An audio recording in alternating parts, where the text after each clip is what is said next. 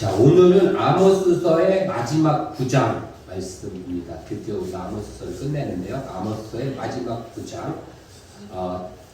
아모스서 마지막엔 5가지 환상이 있다고 했어요. 그렇죠? 그 중에 마지막 5번째 환상.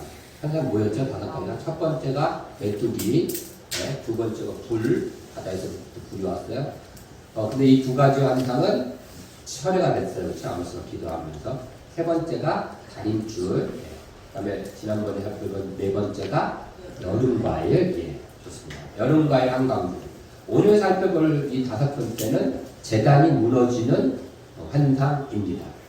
그런데 지난번에 그 8장에서 이미 예수님, 하나님께서 뭐라 그래요? 끝났다, 끝! 이렇게 얘기하셨어요. 그렇죠? 그리고 끝의 시작을 말씀을 못 듣게 하겠다, 들려지지 않게 하겠다, 이렇게 얘기하셨어요. 오늘은 그 끝의 완성 좀 되겠죠. 그렇죠? 끝의 끝이에요, 정말. 그런데 8장에서의 끝이 어떻게 보면은 소극적인 수동적인 끝이라면 오늘 9장의 끝은 정말 적극적이고 능동적인 끝이 보여지고 있습니다. 한번 볼게요. 9장 1절부터 4절까지 보는데, 내가 보니 주께서 제단 곁에 서서 이르시기를, 제단 곁에 서 계세요. 성전이 있네. 제단 곁에 서 하나님이 뭐라고 얘기하시냐면, 기둥 머리를 쳐서 문지방이 움직이게 하며 기둥에 머리를 딱 치래요. 그냥 성전아 무너져라 이게 아니라 기둥에 구체적이에요. 하나님 지금 구체적으로 기둥에 머리를 쳐. 그래서 이 문지방이 막 흔들려. 그러면 어떻게 돼요? 그 다음에 그 문지방이 움직이게 하고 그것으로 부서져서 어떻게 해요? 떨어질 거 아니에요. 그쵸? 근데 그게 어떻게 하라고요? 물 위에 머리에 떨어지게 해요. 그러니까 이게 막 흔들려서 막 아무데나 떨어지는 게 아니라 하나님께서 기둥을 막 흔들어서 무너지면 이 무너진 조각이 도망가고 있는 밑에 있는 이스라엘 백성의 머리에 떨어지도록 조준해서 떨어뜨리라는 거예요. 그냥 막 무너지는 게 아니에요. 지금 이 상황은. 그러니까 굉장히 적극적이고 능동적인 끝을 지금 얘기해요. 굉장히 무서운 말씀들이 여기 쭉 나와요. 그렇게 하라는 거예요. 그래서 막 머리를 맞춰서 그러니까 건물을 무너뜨려갖고 머리를 맞춰갖고 지금 떨어뜨리고 계시는 거예요. 하나님께서. 그래도 안 맞고 도망가는 사람이 있을 거 아니에요. 그렇죠? 사람들이 많으면. 그러면 어떻게 한대요? 그 남은 자를 어떻게 내가 그렇게 떨어지게 했어요. 근데 이어서 1절 중간이에요. 내가 그 남은 자를 칼로 죽인대요. 그래도 어떻게 피해서 도망가는 사람이 있을 거 아니에요. 안 맞고. 그러면 어떻게 한대요? 그 남은 자는 누가? 하나님이 칼로 쫓아서 죽이신다는 거예요. 그래서 그 중에 한 사람도 피하지 못한대요. 전에 우리 그 6장에서 읽었을 때는 100명이 들어가는 데서 10명이 나올 것이요. 뭐 이랬었어요. 거기 남은 게 있었는데 여기 지금 한 명도 못하죠. 2절 보세요. 그들이 판다는 건 정말 땅을 판다는 얘기예요. 땅을 파고 수월로 들어가네요. 수월은 음부, 지옥, 이런 단어, 비슷한 단어요. 땅을 막 파고 땅속 깊이 숨는 거예요. 그들이. 만약에 그럴지라도 내 손이 거기에서 붙잡아서 끌어낸대. 반대로 그들이 하늘로 막 올라가요. 도망가는 거. 그러면 내가 거기에서 붙잡아서 끌어내릴 거라는 거야. 하나님. 도망갈 데가 없어요. 뿐만 아니라 갈멜산 꼭대기. 갈멜산은요, 예로부터 이스라엘 백성들이 이제 하나님 앞에 범죄했을 때 하나님이 그런 얘기 하시죠. 내가 7,000명의 사람들을 숨겨놨다고 했잖아요. 그 사람들이 갈멜산에 숨겨져 있었을 것이다 라고 얘기하듯이 이렇게 숨을 곳이 많은 곳이에요. 갈멜산이라는 곳이. 그래서 사람들이 많이 이렇게 대피하고 숨어있기도 했거든요. 그래서 갈멜산을 언급하신 것 같아요. 갈멜산 꼭대기에 숨을지라도 내가 거기서 찾아간다.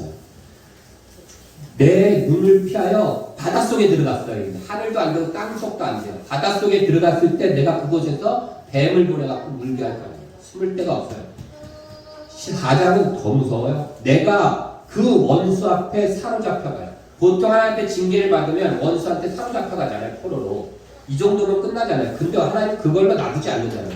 원수 앞에 사로잡혀갈지라도 내가 거기에서 사로잡혀가는 거기까지 내가 쫓아가서 칼을 명령하여 죽이게 할 거라고요. 단단히 지금 작정하시고 아예 그냥 남겨놓지 않겠다라고 얘기하시는 거예요. 굉장히 무서운, 이게 진짜 끝인 거예요. 이거는 하나님이 이렇게 하신 거 생각해봐요.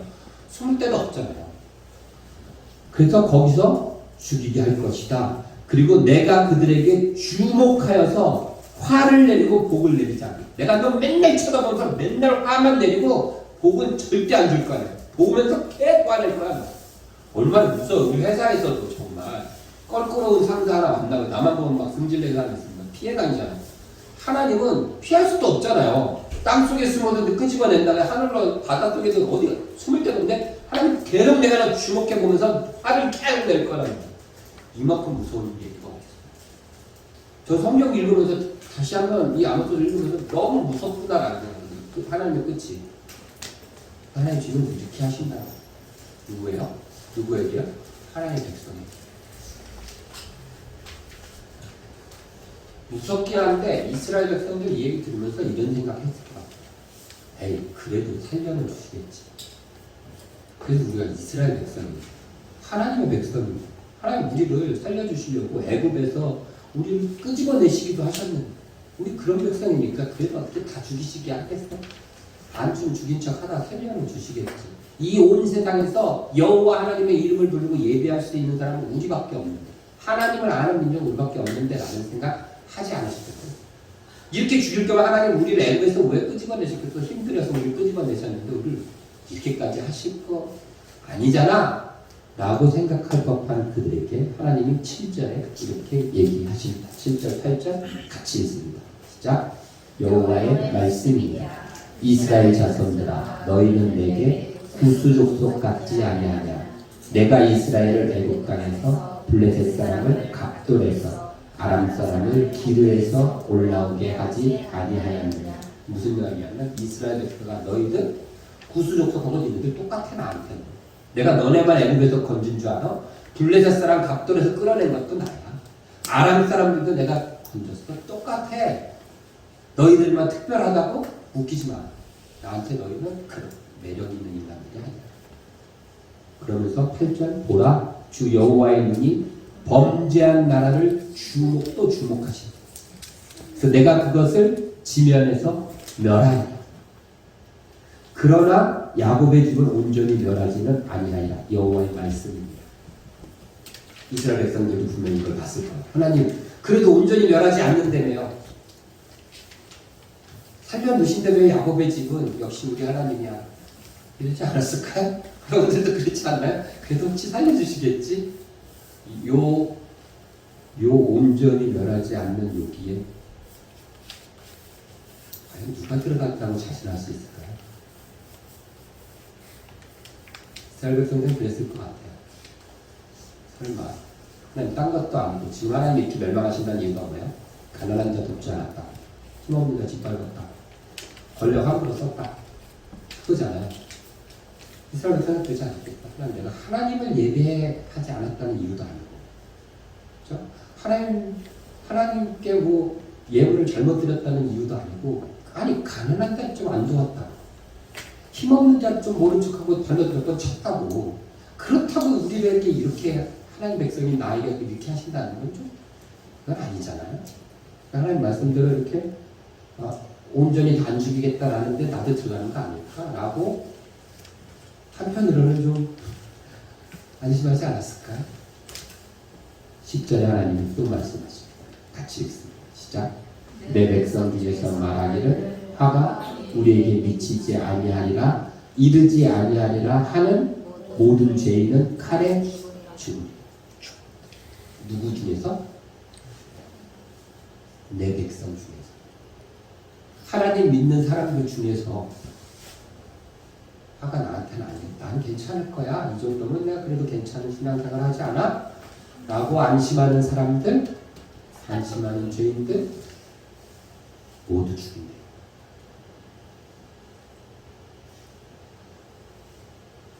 구약의 얘기만일까요? 신약이 우리한테 어때요? 저는 무서웠어요. 난 예수 믿는다는 것만으로 나가 이루고 있는 건 아닌가라는 생각 들었어요. 그래도 예수 안 믿는 사람들도 많은데 나는 그래도 예수 믿는 사람은 우리 교회잖아요. 하나님의 백성. 이단도 아니고 우리는 정통이잖아. 이단들이랑 모를까 우리가 이렇게 이렇게 하시겠어 우리한테. 우리 그렇게 끔찍히 살아나시는 하나님. 이스라엘 백성들의 당시의 마음하고 뭐가 다를까요?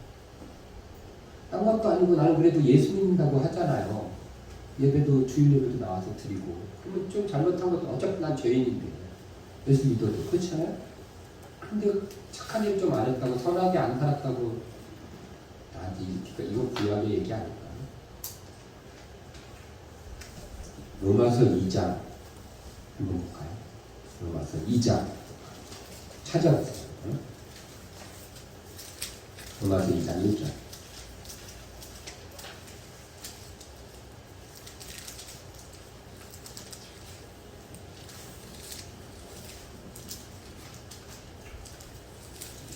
제가 읽을 테니까 1절부터 따라하세요. 그러므로 남을 판단하는 사람이 누구를 막론하고 내가 핑계하지 못할 것은 남을 판단하는 것으로 내가 너를 정죄함이니 판단하는 내가 같은 일을 행함이니라. 남을 판단하는 사람이 똑같이 판단하고 있어요. 똑같은 일을 행하고 있다는 거예요. 그 사람과 똑같이. 뭐 너 이거 잘못했을 때라고 판단하는데 너도 그 사람처럼 너도 잘못하고 있다는 얘기예요. 이런 일을 행하는 자에게 뭐가 있대요? 하나님의 심판이 진리대로 되는 줄 우리가 아노라. 이런 일을 행하는 자를 판단하고도 같은 일을 행하는 사람아, 내가 하나님의 심판을 피할 줄로 생각하느냐? 혹 내가 하나님의 인자하심이 너를 인도하여 회개하게 하심을 알지 못하여 그의 인자하심과 용납하심과 같 길이 참으심이 풍성함을 멸시하느냐? 이게 무슨 말이냐면요, 지금 남을 판단하는 것처럼 너도 똑같이 판단을 갖기 때문에 그렇기 때문에 어떻게 된대요? 하나님의 심판이 있대요. 예수를 안 믿으니까 하나님의 심판을 받아 얘기 안 해요. 지금 이거 지금 누가 얘기하는 말이에요? 로마서는 바울이 얘기하고 있어요. 바울이 지금 2장 바로 앞에 뭐라고 얘기하냐면요, 오직 믿음으로 구원받습니다 라고 그렇게 외쳤던 바울이 그 말을 바로 앞 1장에서 한 다음에 몇 줄 지나지도 않아서 지금 뭐라고 얘기해요? 네가 하는 행동, 판단하고 남았게 하는 그 행동, 그걸로 너 심판받아라고 얘기하는 거예요. 누구한테? 로마에서 하나님의 사랑을 받아서 1장 7절 하나님의 사랑을 받아서 예수 믿는다고 고백했던 사람들, 그 교회에다가 지금 하는 얘기예요. 누가요? 믿음으로만 구원받는다고 주저하게 외쳤고 그 얘기를 직접 했던 그 바울이 바로 몇 절 지나지도 않아서 거기다 쓰는 얘기예요. 예수 믿어요 나는, 그러면 구원받아요, 여기 다 그러고 앉아있잖아요. 이런 사람들한테 네가 판단하는 네 행동, 그걸로 너 하나님이 심판하신다라고 얘기하고 있는 거예요. 우리 예수 믿어요. 우린 죄인이에요. 그러나 우리가 죄인이라는 것이 우리가 선을 행할 수 없다라는 말은 아니에요. 예수 믿는 사람도 죄인이고 예수 안 믿는 사람도 죄인이에요. 어떻게 다르냐? 예수 믿는 사람은 선을 행할 수 있는 죄인이에요. 그게 차이예요. 그래서 우리는 선을 행해야 되고 행할 수 있는 죄인이 된 거예요. 예수 믿는다고 구원받죠? 예수만 믿으면 구원받아요. 근데 중요한 건 어떻게 믿느냐죠. 구약에서도 하나님을 섬기면, 여호와 하나님을 섬기면 하나님의 백성이고 구원받았어요. 그런데 문제는 뭐예요? 어떻게 하나님을 섬기는가였잖아요. 자기 마음대로 아무거나 갖다 놓고 하나님이라고 외치고 말로만 여호와 하나님 외치면 하나님을 섬기는 게 아니다라는 거죠. 자신들은 내가 하나님 섬겼죠, 언제 송아지 섬겼어요 라고 아무리 외쳐도 하나님 보시기엔 그건 나 섬기는 거 아니야. 하나님 앞에 아무리 예물을 바쳐도 그건 나한테 예물 드리는 거 아니야 라는 거예요. 내가 예수 믿는다고 아무리 떠들어도 하나님께서 그건 예수 믿는 거 아니야 그러면 끝인 거잖아요. 우리가 구원받는 것은 난 예수 그리스도를 믿어라고 하는 내 확신으로 구원받는 게 아니고요, 내가 하나님을 이만큼 사랑해야 하는 내가 하나님에 대한 사랑으로 구원받는 게 아니라 나를 사랑하신 하나님의 사랑으로 구원받는 거예요. 그러니까 내가 구원에 대한 확신이 아무리 있어도 구원받는 마음을 할 수가 없어요. 내가 하나님을 아무리 사랑해도 구원받는 마음을 안 하는 상관없어요. 그게 구원을 만들어 오지 않아요. 구원은 우리의 생각이 아니에요. 구원은 하나님께로 그러니까 나 예수 믿습니다 아무리 고백해도 어떻게 믿는데? 네 생각대로 네가 하고 싶은 대로 난 속으로 예수 믿으니까 교회 안 가도 돼. 난 예수 믿는데 나 혼자 예배 드리면 되잖아. 웃기지 말라 그래요. 안 된다는 거예요. 그거 왜 성경책이 있어요? 이거 신약 없이 그냥 예수 믿으면 구원받습니다 한글만 써놓고 말지. 왜 구구절절히 이렇게 남을 판단하는 자들아 그렇게 하지 마라 라고 얘기해요? 더 이어서 할게요. 이 뒤에 나오는 게 4절이 이거예요. 혹 내가 하나님의 인자하심이 너를 인도하여 회개하게 하심을 알지 못하여. 무슨 말이냐면 내가 이렇게 내 멋대로 해도 하나님의 인자하심이 나를 계속 인도하실 거니까 결국은 내가 뭘 하든지 간에 하나님께서 나를 끌고서 구원으로 가져가실 거야 라고 생각하는 사람들한테 하는 거예요. 그건 너는 잘못 알고 있다. 그의 인자하심과 용납하심과 길이 참으심이 풍성함을 너는 그게 멸시하고 있는 거다라는 거예요. 내가 이렇게 하더라도 나 예수 믿는다고 했으니까 내가 개판으로 살아도 나를 결국은 하나님 끌고 가실 거 아니야? 우리 배워왔던 교리들이죠. 그런데 그들에게 뭐라, 너 그렇게 생각한다면 그거는 하나님의 인자하심을 걸고 네가 멸시하고 있는 거야 라고 얘기해요. 그러면서 5절에 다만 내 고집과 회개하지 아니하는 마음을 따라 진노의 날 곧 하나님의 의로우신 심판이 나타나는 그날에 진노가 임할 거다. 네가 그렇게 계속 고집 부리고 네가 계속 죄악을 행한다면 그러면서 얘기하는 거죠. 내가 이렇게 멋대로 해도 하나님이 결국 난 예수 믿으니까 끌고 가실 거야. 인자하심으로 이렇게 하고 있고 돌이키지 않는다면 결국은 진노가 너에게 임할 거다. 대상이 누구라고요? 예수 믿습니다라고, 예수 믿으면 죽인다는 상황 속에서도 그래도 나 예수 믿습니다라고 이렇게 믿음으로 고백하는 사람들이 모여있는 교회예요. 그냥 설렁설렁한 교회가 아니라 예수 믿는다는 고백 한마디로 형제에 끌려가서 사자불에 들어가야 되는 그런 상황 속에서도 목숨 걸고 예수 믿는다고 고백하는 사람들이 모여있는 사람들한테 지금 하는 말이라고요. 이만큼 나는 예수 믿는다는 게 확증하고 있는 사람이 어디 있겠어요. 그런데 그들에게 뭐라고 얘기해요? 그렇대요. 이어서 볼까요? 6절 하나님께서 각 사람에게 그 행한 대로 보응하시되 7절 참고 선을 행하여 영광과 존귀와 썩지 아니함을 구하는 자에게는 영생으로 하시고. 뭐래요? 참고 믿음으로 안 했어요. 참고 뭘 한대요? 선을 행하여서 그렇게 하는 사람들에게는 영생을 주신대요. 영생의 구원이죠. 그런데 반대로 9절 악을 행하는 각 사람의 영에게는 환난과 공고가 있으리니 먼저는 유대인에게요 그리고 헬라인. 악을 행하면 예수를 믿지 아니하면이 아니에요. 악을 행하면 환난과 공고가 있고 망한다는 얘기.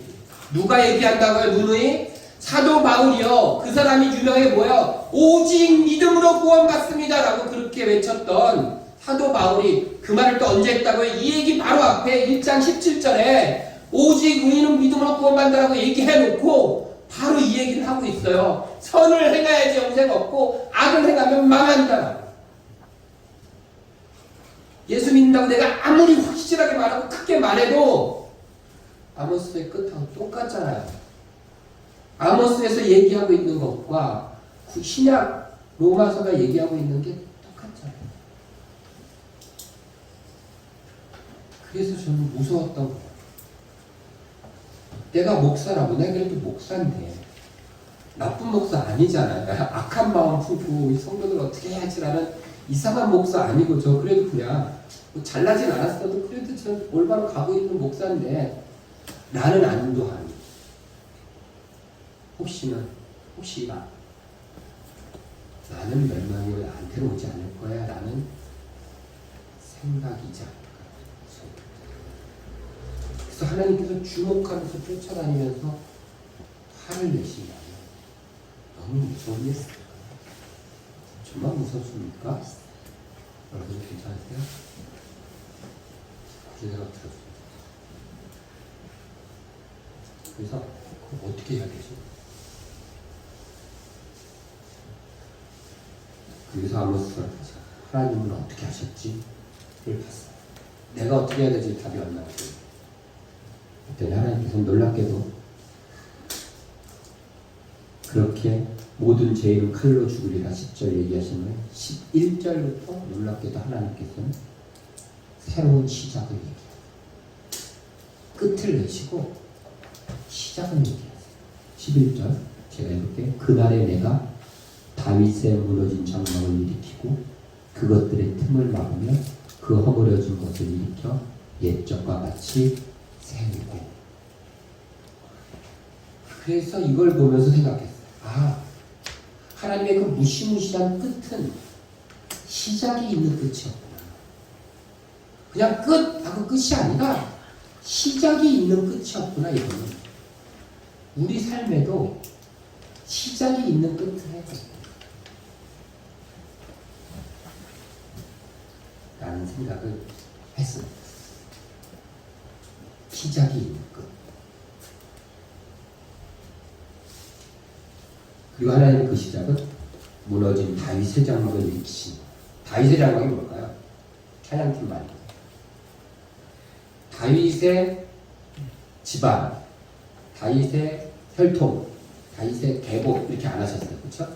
다윗의 장막, 장막은 텐트예요. 다윗의 장막, 다윗의 성전, 이것도 아니고 다윗의 장막. 이 똑같은 단어가 역대기입니다. 같이 읽어볼까요? 시작. 다윗이 다윗 성에서 자기를 위하여 궁전을 세우고 또 하나님의 교회를 들 곳을 마련하고 그것을 위하여 장막을 치고. 정말 다윗의 장막. 하나님의 언약궤를 뒀다는 거. 성전이 지어지기 전에 언약, 다윗 승만 있다 언약궤를 뒀다는 것이. 저 언약궤가 올 때 다윗이 덩실덩실 막 춤추고 꽃같은 나오면서 뒀다. 그때였죠. 이 다윗에게 이 장막은 어떤 의미일까요? 다윗이 장막을 볼 때 어땠을까요? 좀 그럴 것 같아요. 단순히 그냥 하나님의 언약궤가 모셔져 있는 공간이 아니라 그냥 무엇을 주어도 무엇을 행해도 아깝지 않은 주체할 수 없이 막 쏟아붓고 싶은 그런 곳이 아닐까.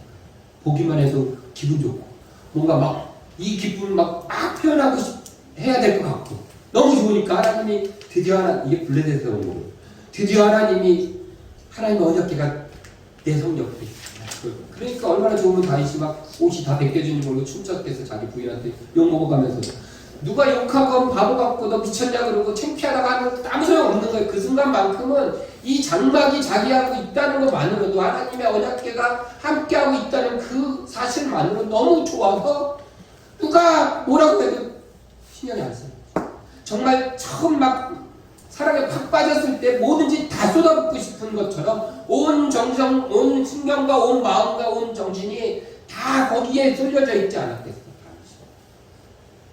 자기가 비록 자기 성에 있지만 자기의 마음속에는 그 장막만을 신경 쓰고 있었을 거예요. 온종일 생각하는 게. 그게 다윗의 장막이라고요. 그냥 쓰러져 있는 다윗의 계보, 혈통, 집안 이런 차원이 아니라 다윗에게의 장막은 그 이상에 정말 모든 걸 쏟아부어도 아깝지 않은 누가 뭐라고 해도 신경 쓰이지 않을 만큼 집중되어지는 나에게 그게 다윗의 장막이에요. 하나님께서 그걸 회복시키시는 거예요. 시간 그렇게 세우시죠. 우리에게도 혹시 저 여러분들에게 무너진 장막이 있다. 무너진 지성소가 있다. 다시 그거를 세우시기 바랍니다. 그게 시작입니다. 무너진 신앙의 루틴들 다시 세우세요. 텐트 제 좀 고등학교 학생회 때요. 저 몇십 년 전이죠. 저 학생회 때. 그때 뭐 교회에서 단체로 이렇게 야외 같은 거 이렇게 가요. 우리도 이제 일반적으로 가잖아요. 그때는 진짜 야외 가면 큰 천막을 낮에 큰 천막 정말 큰 텐트가 있어요. 그거 가져가요. 되게 무겁고 치기도 힘들어요. 그거 이렇게 세워가지고 이렇게 쳐놓고 그 안에서 이제 예배 드리고 거기 밥도 먹고 막 해요. 쳤는데 바람은 확 무너졌어요. 예배 드리다 말고 키울 어른 어른 집사님들이 정면으로 일어나서 그 가운데 기둥이 있거든요. 그걸 일단 세워야 돼요. 세우고 나머지 학생들도 막 뛰어나와가지고 양쪽에서 줄 잡아당기고 팩 갔다가 막 뽑고 애들도 와서 발로 밟고 막 땡기고 이렇게 텐트 이렇게 세워지는 거예요. 제일 중요한 게 뭐예요? 가운데 기둥을 일단 세우면 숨을 쉬어요. 그 다음에 양옆에 달려들어갖고 끄집어 당겨서 박는 거예요. 심는 거, 팩을 심어서 돌로 찍고 하나님께서 텐트를 세우시는 일을 예수 그리스도를 통해서 하셨잖아요. 우리 속에 다시 기둥을 세우셨어요. 예수 그리스도라는 기둥. 우리도 달려들어서 이제 줄을 당기고 그래서 사방에다가 심는 거예요. 팩을 심듯이 땅에 심는 거예요. 뭘 심어? 선함을 심고 용서를 심고 배려를 심고 친절함을 심고 남을 칭찬하고 사랑함을 심는 거예요. 예수 그리스도의 기둥 옆에 잡아당기면서 이쪽 저쪽에서 발로도 밟고 심고 정의와 공의가 없는 곳에 정의와 공의가 있게 하는 거지. 정의와 공의를 만들라는 게 아니었잖아요. 정의와 공의가 있다. 이곳에 정의와 공의가 있다라는 것을 보여주는 거예요. 그거 하는 거예요. 그래야 텐트가 쓰는 거예요. 우리의 신앙이 전 그런 생각입니다. 정말 하나님에 대한 뭐든지 다 막 하고 싶을 때는 신앙생활 하다 보면 신앙생활에 관계된 무슨 이렇게 논쟁들 많이 있잖아요. 뭐 교회에서 예배를 드려야 되냐, 뭐 주일 성도를 해야 되냐, 부터 11조 해야 되냐, 말아야 되냐, 논쟁할 수 있죠. 하지만 사실은 그게 해야 되고 말아야 되고 옳고 그름이 없어요. 내가 하나님 지금 다윗을 그 장막을 바라보던 다윗의 마음이 돼보세요. 그러면 그게 무의미한 거예요. 그렇지 않아요? 하는 거예요. 11조가 아니라 2조, 3조라도 막 갖다 배우고 싶으면 가는 거예요. 하나님 마음에서 11조 떠오르면 하는 거죠. 그것뿐만 아니라 뭐 하라고 할 거 아니에요. 그 하나님을 향한 뭐라도 더 하고 싶고 어떤 방향으로든 내가 할 수 있는 거라면 뭐라도 하고 싶어서 막 이 몸부림 쳐진다면 하는 거 아니에요? 그게 막 논리적으로 머릿속으로 신학적으로 맞아서 하고 뭐 틀려서 안 하고 이게 이해가 돼야 하고 이런 차원이 아닌 거예요. 믿음은 다윗의 장막은 그런 게 아니잖아요. 지금 다윗의 장막을 보면서 야 아니 언약궤를 한 번에 이런 데다가 아무데나 놔도 지성이 휘장도 있어야 되고 막 이런 거 아니에요. 그냥 그 자체만으로도 너무 좋아서 뭐라도 하려고 그러고 누가 손가락질하고 미쳤다 그러고 바보 같다고 하고 그래도 그냥 하는 거예요. 춤추고 그 하나님을 향한 그 사랑을 열정을 표현해내기 위해서 나가는 거죠. 그런 거야. 이것 따지고 저것 따지는 게 아니잖아요. 신앙생활도 마찬가지. 예배, 기도, 찬양, 말씀, 전도하기, 뭐든 그렇게 하는 거. 다시 그것을 세워서 나갔으면 좋겠습니다. 하나님께서는 복도 얘기해 주십니다. 13절 볼까요? 13절 같이 읽습니다. 여호와의 말씀이니라 그가 날이 이를지라 그때 파종하는 자가 곡식 추수하는 자의 뒤를 이으며 포도를 밟는 자가 씨 뿌리는 자의 뒤를 이으며 산들은 단포도주를 흘리며 작은 산들은 녹으리라. 이게 뭐냐면요. 파종하는 자가 곡식 추수하는 자를 깃다는 거예요. 곡식을 막 추수하는데 뒤에서 쫓아오면서 같이 또 씨를 막 뿌려요. 포도를 다 수확해서 이제 창고에 넣었는데 또 씨를 뿌려요. 또 뿌리면 또 되고 또 되고 또 되는 거예요. 제가 이런 거죠. 제가 어제 신포시장 갔거든요. 그 닭강정을 샀어요. 갔더니 줄이 쫙 서 있어요. 그 닭강정집 앞에서 유명한 집이니까 계속 퍼 담아서 주고 또 퍼 담아서 주고 퍼 담아서 주는데 주문이 계속 들어오는 거예요. 막 수확을 했는데 계속 씨가 뿌려지는 거예요. 퍼 담아주고 담아주고 정신없는 이런 모습이에요.